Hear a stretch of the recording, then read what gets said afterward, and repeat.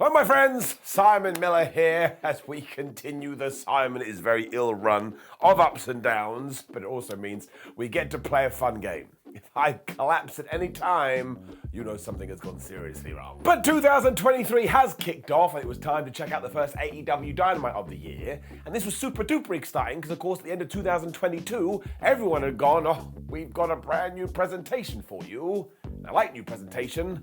It's fun for my seeing device. Either way though, it is time to take the finger of power and give the good bits up and the bad bits down and decide, did All Elite Wrestling kick this year off with a bang or did they drop the ball? Let's up those down.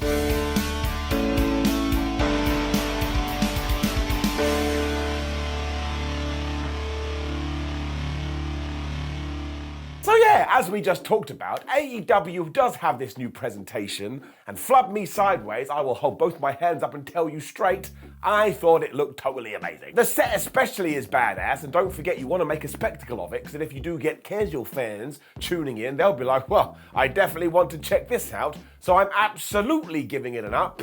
Everybody should do this when the time calls for it. Sadly though, it does mean that we have done away with the good guy, bad guy tunnels. Don't worry, they're still separate entrances, but I thought given how long they have been around, we should do something with our arms that looks respectful and bow our heads and just take a second to remember the tunnels. Now of course, if you went to join in with me, you're absolutely crazy, but I appreciate you. And you are still awesome because during the opening of Dynamite, I honestly actually did fall into the ground in shock because there was not just one Simon sign, there was flipping two. What is going on? I didn't know what to do, so I sat down, had some tea and a crumpet, and this made me feel like some old war hero coming home for Christmas. And I have no idea what that means. But seriously, thank you so much. It just reminds me that we have built a pretty damn cool community here, and I'm very happy to be a part of it. So both of them did indeed ask her up, so we're going to put our hands together and kapow, there you go, a one goes on the counter. But of course, don't forget, we introduced the Simon sign counter, or the ups and downs sound counter, whatever you want to say. It makes me sound like an arrogant Allin, but it goes up to 3. We've only been doing this for 2 episodes of ups and downs. You have totally outdone yourselves. The fantasticness then continued because our first match was Ricky Starks versus Chris Jericho. Oodalally. All I saw all week was people going, well, Chris Jericho isn't going to lose again because he's already lost so much, so he wouldn't do it again because that's not what Chris Jericho does. And just to give you a bit of a spoiler, which you should expect when you watch Ups and Downs, Chris Jericho didn't win. Ricky Starks got a massive victory. And I thought all of this was put together wonderfully. I mean, it didn't even matter the fact that Jericho is on a downswing because he still presents himself as such a big star. And again, when I sit down to watch this, I was like, well, is Rick really going to win? So when he got the 1, 2, 3, I just did a dance. It was about that slow as well. I'm really sick. After supposing a basic wrestling, Chris decided to go up to Ricky and just slapped him right round the face. And it was at this juncture I was like, holy crap, this crowd is going absolutely crazy.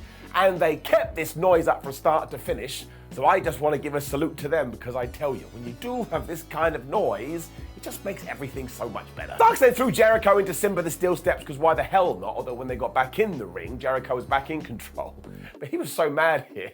He had such a temper on him, he even pushed referee Aubrey Edwards. What an ass. Anytime Ricky would find his feet too, Matt Menard and Angelo Parker, who were at ringside, would do some interfering, like grabbing his foot. But at one point, Jericho went for his big kick off the top. Ricky stopped that when Jericho just grabbed him and gave him a suplex to the floor.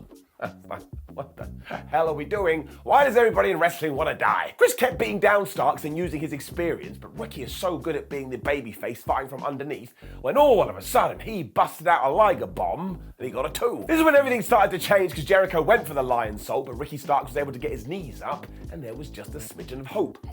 Don't need hope. Jericho still somehow smashed out a code breaker, which all of a sudden triggered finisher time, because he went for the Judas effect, but Ricky Starks blocked that, so he went for the Rochambeau, and Jericho went nope, and all of a sudden Ricky Starks was just in the walls of Jericho. He did indeed get to the ropes, which is when JS went to full-on dickhead mode, because even though they did that, they just pushed him away, and when the referee went to stop this, Matt Menard got Floyd the baseball bat, he just twonked Ricky Starks right in the face. I Don't know why it made me laugh, but it did. That was kind of cool though, because it meant that Starks was still in the hold. So Aubrey was like, well, I better raise his hand once, I better raise his hand twice. And even though it did drop for the third time, all of a sudden it started wiggling and jiggling. And Ricky Starks was like, I will not be defeated. We then got to the finish so quick after this, was kind of cool, because he took out Matt Menard, he took out Angelo Parker, he dumped over a Chris Jericho clothesline, he didn't dump over it, he ducked it, let's just move on. He hit the spear, he got the 1, 2, 3, everybody went nuts.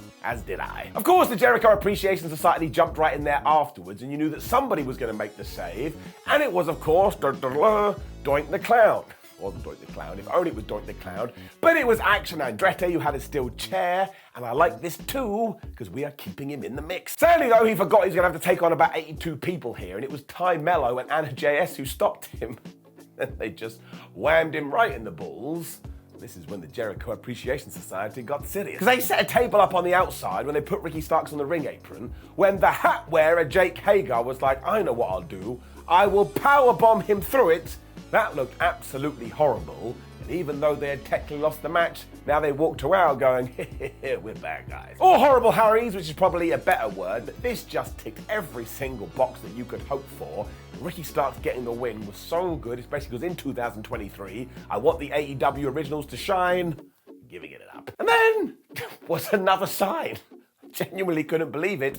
I had to rewind it and watch it twice. But seriously, when Jericho did apply the walls of Jericho, some dude just jumped out of his seat with his bit of card, and it quite clearly said, Simon, give Lariat Bar an up. Now, I have no idea what that means, and I suppose you are Lariat Bar, so fair play to your parents for taking naming conventions and just chucking them out the window. As always, though, you have earned it, and you do get an up.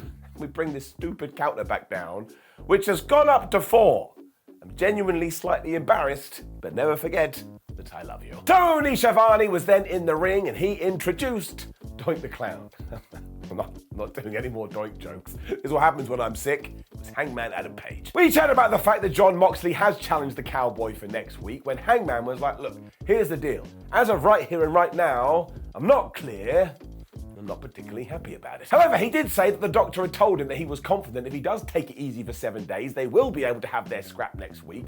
When he was saying this, he was kind of looking at the doc, and that really made me laugh. Because it was like a child whose dad had promised him, if you're on your best behavior, I'll take you to Disneyland. And the child walks in to tell his mum, and he looks at his dad and says, do you see that guy over there? He told me if I'm like a goody two-shoes, we can go see the mouse. Of course, as soon as Mox heard this, he strutted to the ring, and he was kind of surprised that Adam Page was even out here to begin with.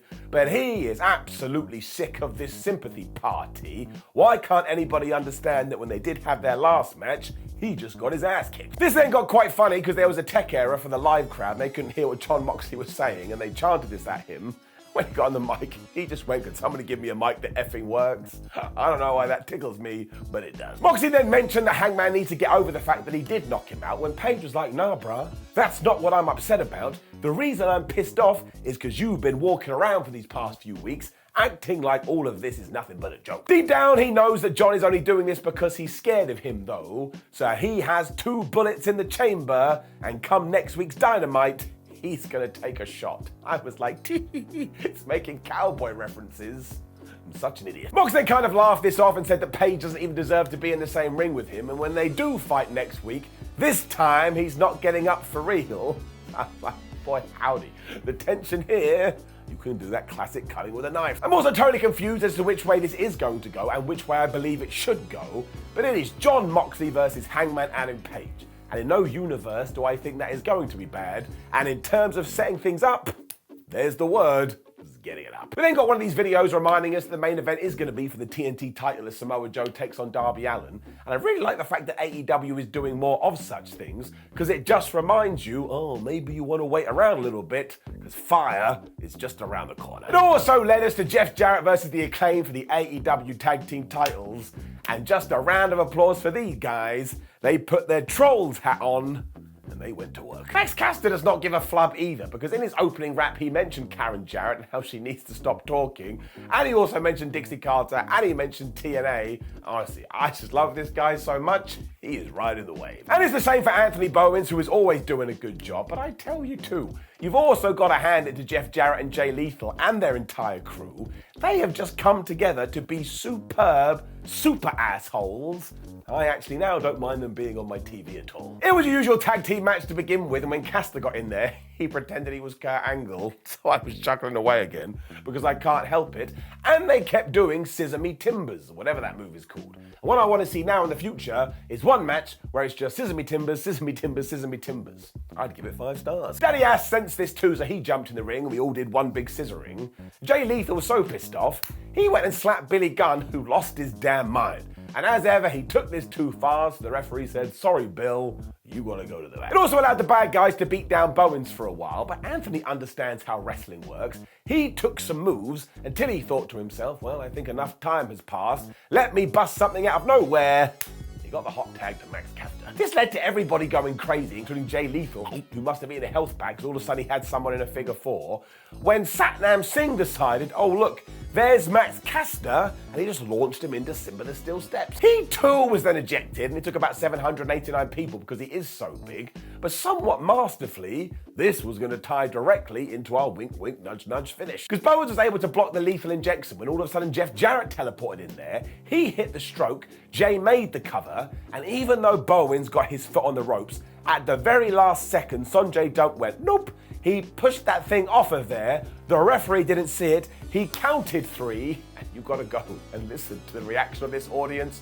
They were genuinely stunned, so was I. Wrestling then went wrestling, because all of a sudden on this night, the referees decided, wait a minute, something smells fishy here, even though 99% of the time you would just ignore it. And because there was so many officials out there, they all got together, and they were like, no, that Sonjay Dutt just did a bad thing, this match has to be restarted. So this was wonderfully ridiculous, and straight away Jay Lethal tried to use the most devastating move in all the sports entertainment, the surprise roll-up to get the 1, 2, 3. Bowens got out of that, he hit the surprise roll-up instead, and he got the 3 count, meaning they are still the champions.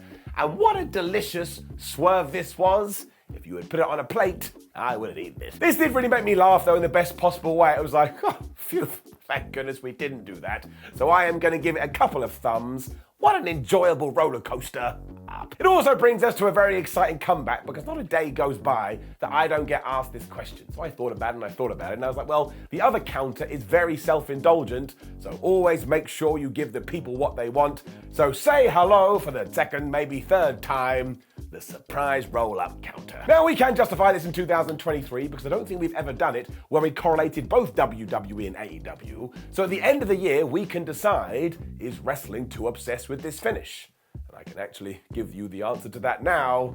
Yes. So for the time being, it does clock up to 1, although I very much enjoyed it here. And imagine it actually ends at 1.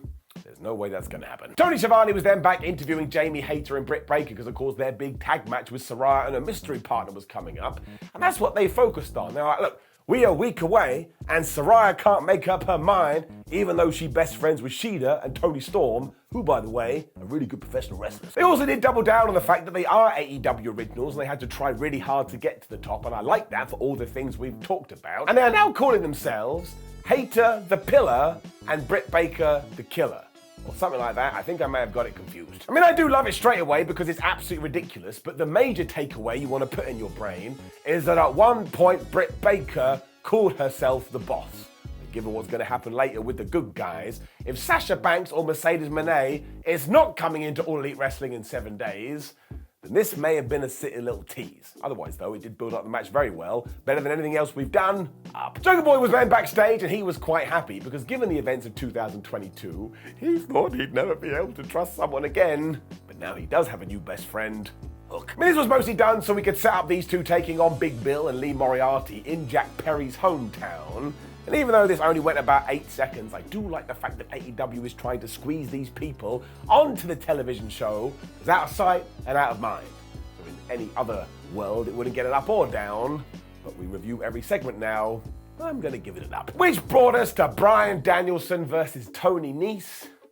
My word. I mean, this was just a fine wrestling match, but what really put it over the top is that Bryan was in his hometown, and as soon as he came out of the entranceway, Everybody just went crazy for this dude. Like, if you were just tuned in for the first time, you'd be like, oh man, that was good timing. He must be the most important person in the world. Of course, as Nice does have a bunch of friends, Mark Sterling and Josh Woods just going distraction, interference, and trying to screw over Bryan Danielson. And while this did allow Tone to run wild for a little bit, and he hit a massive knee and some other shots to get some near falls, eventually Bryan just went, this ain't happening, bro, and he killed him. I mean, he just opened up on this guy, hit the Beiseiko knee, then just started to stomp on him and try and break his brain open like he wanted to see what was inside. Like he'd never done a science class and knew, oh my gosh, it's a brain. He then applied the Regal stretch, and by this point, Tony Nese had already passed out because of course he'd been smacked. Surely this was mostly done though so we could give Bryan a match in his own zip code, which is always nice, because the real crutch of this was the post-angle stuff where Bryan Danielson basically got on the microphone and said, hey, MJF, I think we should have a chat. Now, Maxwell is a very obedient person, so he came out there straight away. And yeah, he said, hello, brain damaged Bryan. And even though I expect this, because he's done it multiple times, it still gets me. Shouldn't be saying that. He then took shots at everybody, including Lance Storm and Dean Malenko. I was like, where did that come from? Because he said, even if those two had a baby, it would still have more charisma than Bryan Danielson. Now, I love Lance Storm and Dean Malenko, but it did make me laugh, mostly because it was just so bizarre. We also weren't done because Friedman started talking about who is the GOAT in professional wrestling, and that Bryan looks like one, maybe because when his mum gave birth to him, she, can't even say it, she hadn't picked a human suitor and basically insinuated that she had sex with a goat. And I genuinely stood up and I went, what, we're doing goat sex now? What is going on? Danielson then went full Danielson as he retorted, oh man, you want to make some jokes, do ya? Well, we in the back all talk about the fact how many human suitors your mum has. In fact, she's banged so many people, there's probably a bunch of them in the audience right now. I just couldn't handle any of this. I was like, how did we go to animal relations to mum jokes? Maxwell then got annoyed and was like, look, you keep calling yourself the best in the world, but you ain't the champ, meaning I am the best, and I have a bunch of people that have backed me, when he name-dropped Disco Inferno, Jim Cornette, and Eric Bischoff. And you can just imagine how the AEW audience reacted to that.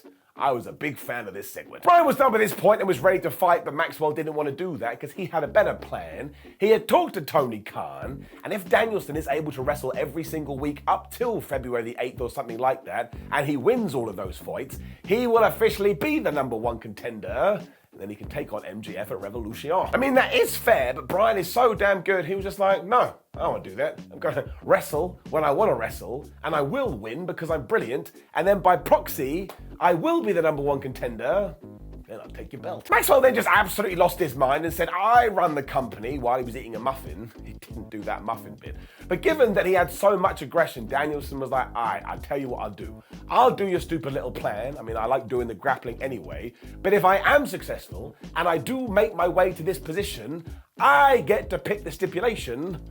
And somewhat stupidly, Maxwell Jacob Friedman agreed. And of course, given everything that Bryan Danielson is and everything Bryan Danielson thinks MJF is not, he picked a 60-minute Iron Man match. And even I was like, oh, you're going to try and do that in 2023? But let's be honest, when you break it right down, if you were going to pick one person on the planet to do it, the American Dragon. So I liked all of this, and I thought it got the challenger across, and I thought it got the champion across, and it actually made me excited to see how this roller coaster is going to go. And again, of course, the stipulation is going to divide the audience a little bit, but I think there's a plan here, and I'm damn pumped for it.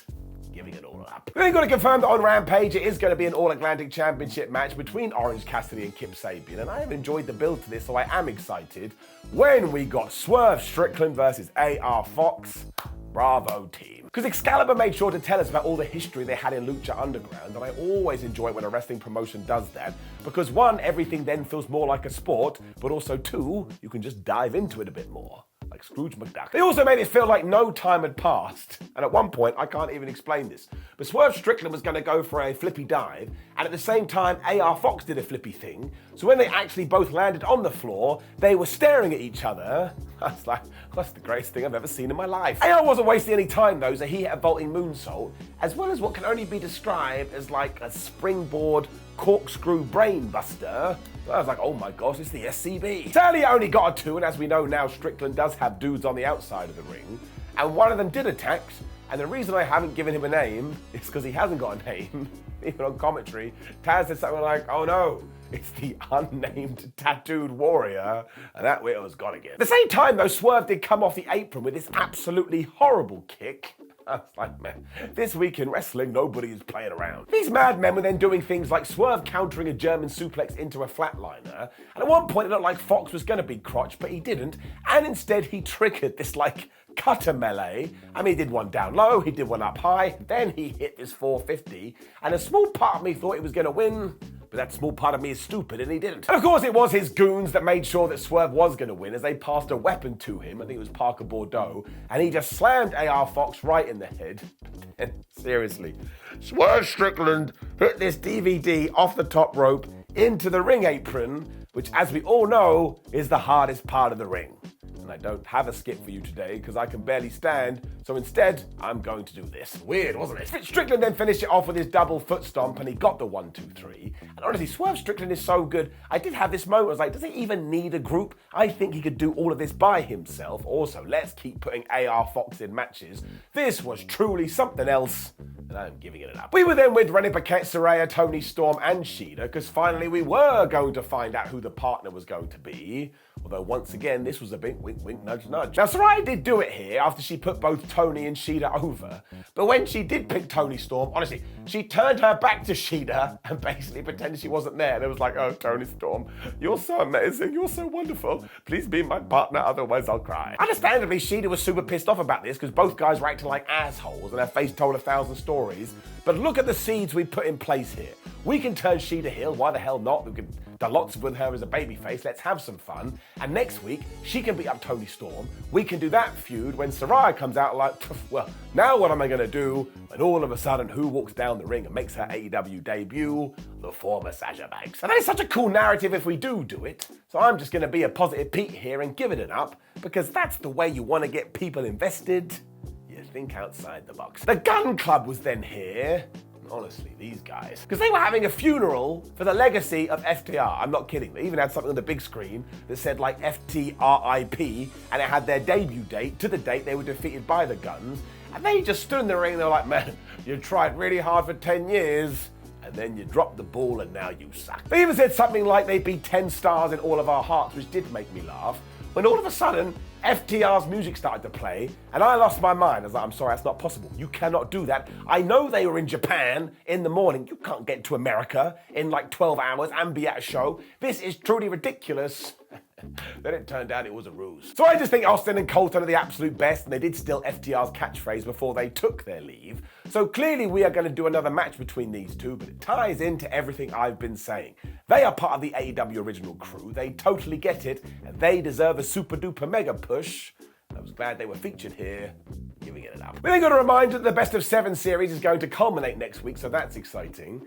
When we were also told that Dustin Rhodes' mother has passed away and Justin Roberts' mum is also struggling. Also finished that off by paying tribute to the family of Don West, so this was a very sobering moment, and I know it sounds a bit cheesy, but I think it's important. Everybody here at WhatCulture Wrestling obviously sends all their best wishes and thoughts to everybody involved here, and let's use this to remember that wrestling at the end of the day ain't really that important. Jade Cargill and Red Velvet versus Skye Blue and Kiera Hogan was after this.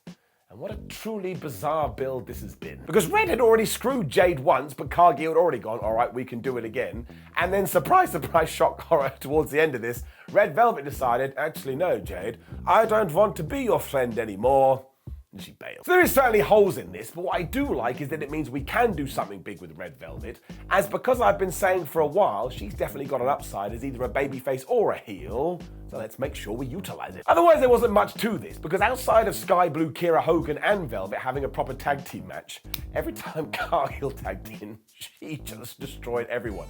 To the point, I actually thought it was quite funny. She was like some kind of rocket, and everybody else was just in like a crappy little car. Cargill was also undermining her own partner all the time because she patted Red Velvet on the head at one point. The ref was like, look, technically, according to the logbook, that does count as a tag. And even though Velvet kind of beat Kiera Hogan up for a little bit, eventually Hogan drop-kicked Red into the corner, and Jade was there and she was like, oh, this is ridiculous. She just tagged herself back in. She, of course, laid everybody out with thrust kicks and even choke-slagged Hogan. This is when she went to tag Velvet, but she did run away. But it didn't lead to anything, because Jade was like, well, I can do it by myself. She gave another kick right into the face of Kiera. She probably ran Nicolas Cage afterwards. She got the 1, 2, 3, and then was like, yeah. So it certainly feels to me like the plan was always that Chris Statlander was going to take the TBS title from Jade, but of course she's injured right now. And when you do put that into your head, if we have to bide some time, that's totally cool. Now, clearly we are going to break the baddies up, so let's make sure we've got plans for them as well. But this is all right. This was fine. It did what it had to do. I'm going to give it up. Jeff Jarrett and friends were then being interviewed by Rennie Paquette, and these dudes were not happy. They were just walking around going, oh, shenanigans. And I think the fallout is come Rampage, we're going to do Jeff Jarrett and Jay Lethal take on the Acclaim round 2, but this time it's going to be no holds barred. And I processed it, and I decided I ain't got no problem with that. Which brought us right to the main event, which was TNT title, Samoa Joe versus Darby Allin. And flub me, did we do everything right. As I have mentioned a few times, and too many times now, I'm going to mention it one more, 2023 should be the year of the AEW original. When I was watching this, I was like, I would have Darby Allin win this and become the TNT champion, because then everybody's in place. I mean, you've got MGF with the world title, Hook and Jungle Boy are about to do some stuff. Obviously, the TBS title is Jade Cargill, Jamie Hayter now has gold, and it just makes it so much more interesting, because before a few years ago, we didn't really know these guys. There was also a really cool video beforehand that made Allin feel like a big deal, and given that we were in Seattle, he found Nick Wayne in the front row and gave him a hug. And I tell you, Nick Wayne did some shows over here in the UK that I was on. I got to see him up close and personal. Give it 5 years, and that dude is going to be top of the tree. I was having none of this though, because when he came out, he saw Wayne, just grabbed him right round the throat like he was Darth Vader. When Darby Allin died on him, smacked him with the skateboard, did this crazy thing with the skateboard, like on the entranceway, when all of a sudden, he got the biggest ladder you'd ever seen, he laid Samoa Joe down, and he hit this crazy swenton, whatever you would call it. Swenton, that's what I'm calling it. It was just absolutely nuts. And I was like, well, a lot has changed in 2023, but Darby Allin still doesn't care about his own life. The match then started, and none of this actually benefited Allin, because Joe just grabbed him and did this horrendous throw into Sympathetic Steel Steps, and then somehow topped it when he did the same to Rita the ring post. I kind of lost my senses at this stage because it was just so disgusting. This was then a beating of all proportions before Darby realised maybe I can choke this guy out because if you can't breathe, you can't wrestle. So you know what Samoa did? He just fell backwards and he crushed that guy. And even that looked like it broke his ribs. Joe then started to focus on Darby's legs as he had tweaked his ankle during that swanton thing at the start of the match. But somehow when Joe went for the muscle buster, Darby Allin was able to wiggle his hips, and from nowhere he hit the most devastating move in all of sports entertainment. That just annoyed Samoa Joe, who decided, right, fine, now I am actually going to kill you, and he put on the choke. But Darby Allin must have taken a Phoenix down, because all of a sudden he was reversing that into another pin. And all that fracas too, Joe took off one of the turnbuckles as he went back to the choke. But do you know how Allin got out of this?